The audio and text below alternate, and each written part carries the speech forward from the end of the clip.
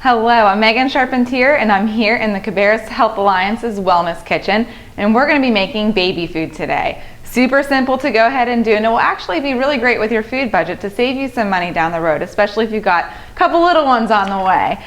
So today we're going to show you how to make zucchini as well as peaches. We're going to be doing both of these separately so we can show you how simple it can be whether you have a fresh produce or something canned. You also can do baby food by using frozen produce, whatever you've got on hand in the freezer. But with that, there's a few different steps, so we'll talk through those as we continue to go along today. So we're going to start with a zucchini. So we are going to make zucchini puree. Something super simple as long as you've got a blender on hand or a mixer or at least some forks and knives that you can chop up really, really well. So to start, all we're going to do is actually wash and peel the zucchini. So I've already washed it here. We're just going to peel it, and I have a vegetable peeler.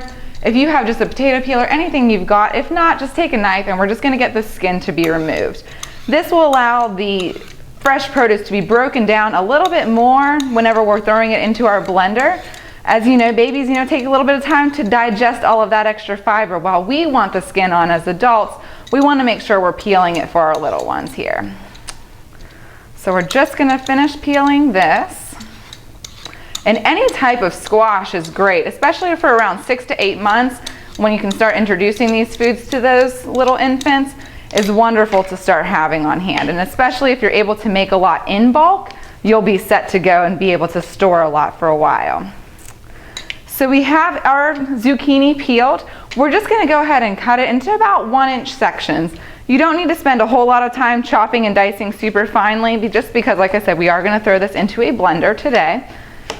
So we're just going to chop here, and what we're going to do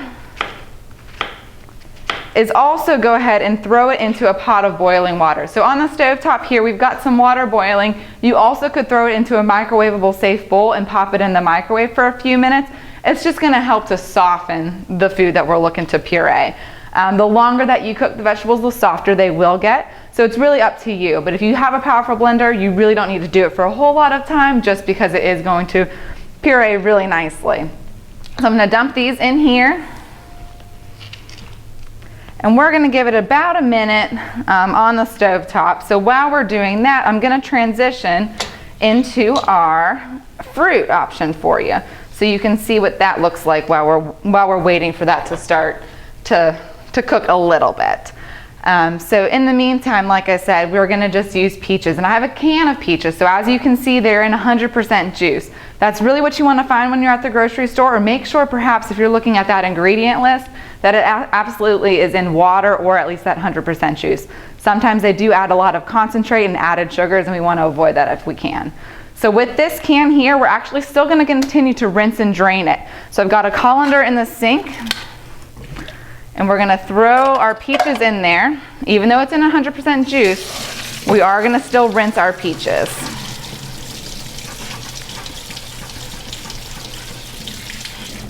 So when you're using anything that's coming from a can, you're actually able to skip the step of cooking it in the microwave or on the stove top, as it's already going to be softer consistency. So we're going to take our blender. We're going to assemble it here, and we're going to dump our peaches right into the blender. And then we're going to add a little bit of water. It's not going to need a whole lot of water, and we'll just keep it on hand to continue to add while we think the consistency needs to be pureed a little bit more. But for the most part, you'll be able to see what I'm talking about as soon as we get this started. So I'm going to pop this on, and it's going to be a little loud for a minute.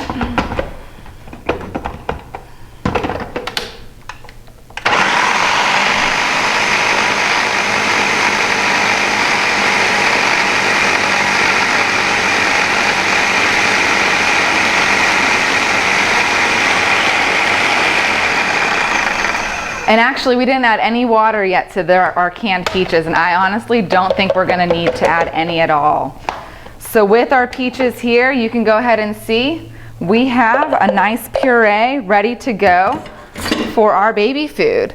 And so let me grab a spatula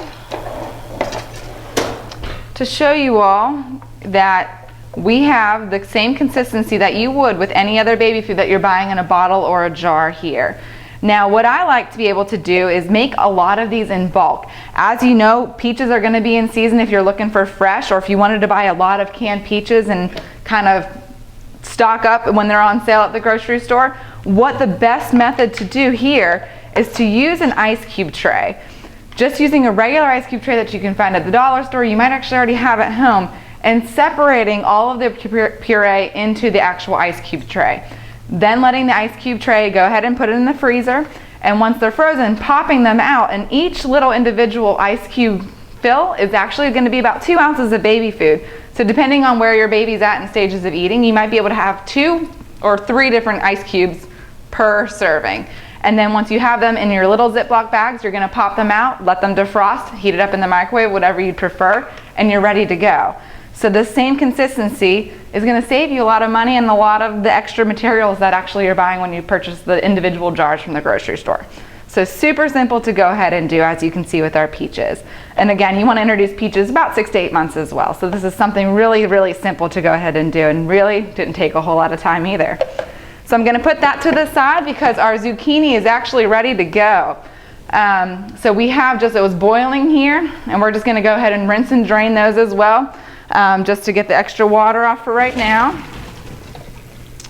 And we're going to pop into our other blender the remainder of the zucchini that we went ahead and cut up. Same concept. We're going to throw everything that we just did right here into our blender.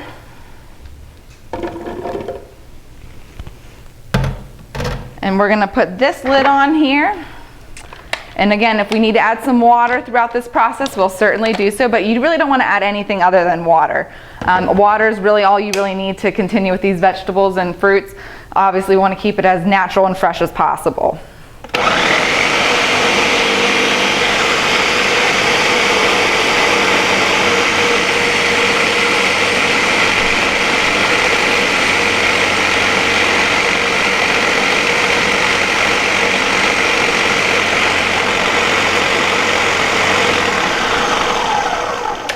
All right, so we have our zucchini here. A little bit of water I think will help with this. There's still some chunks right in the middle, so we're just gonna go ahead and add just maybe a teaspoon or a tablespoon of water and let this work again on our blender just to get that right consistency that your baby will love.